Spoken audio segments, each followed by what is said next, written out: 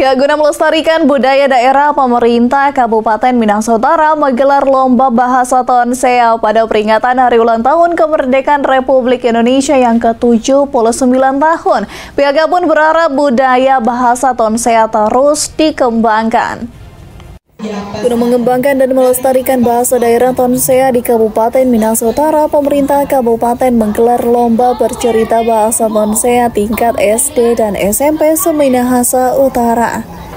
Lomba bercerita bahasa Tonsea ini diikuti oleh sejumlah perwakilan dari 10 kecamatan yang ada di Minahasa Utara. Sedikitnya 12 siswa perwakilan sekolah dasar dan 10 perwakilan sekolah menengah pertama atau SMP terlihat sangat antusias dalam mengikuti lomba tersebut. Ketua Panitia Lomba Bercerita Victor Pinontoan mengakui lomba yang dibuatnya untuk mendorong generasi muda untuk belajar bahasa Tonsea. Dan sekarang bahasa daerah mulai dikembangkan lagi karena sudah mulai hilang. Orang-orang tua saja yang seumuran 30-an itu sudah tidak mengenal lagi bahasa Tonsea. Jadi orang mulai dari anak-anak sehingga nanti mempengaruhi orang tua yang ada di rumah.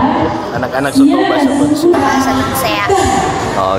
Suka bahasa Tonsea karena dengar oma dan opa bahasa sehari-hari. Oh iya, dari kecil berarti? Iya, Tonsea makan, mandi contohnya lumbelek, makan, kuman.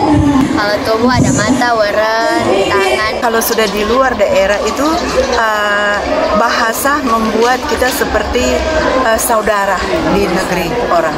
Itu poin pertama. Dan yang tadi sudah bahwa budaya itu perlu dilestarikan supaya nenek moyang kita punya bahasa tidak hilang, tidak punah. Ia pun menjelaskan untuk sekolah SMP Advent Air Madidi sudah masuk dalam kurikulum kelas 7 dan 8 sudah ada mata pelajaran bahasa Tonsea.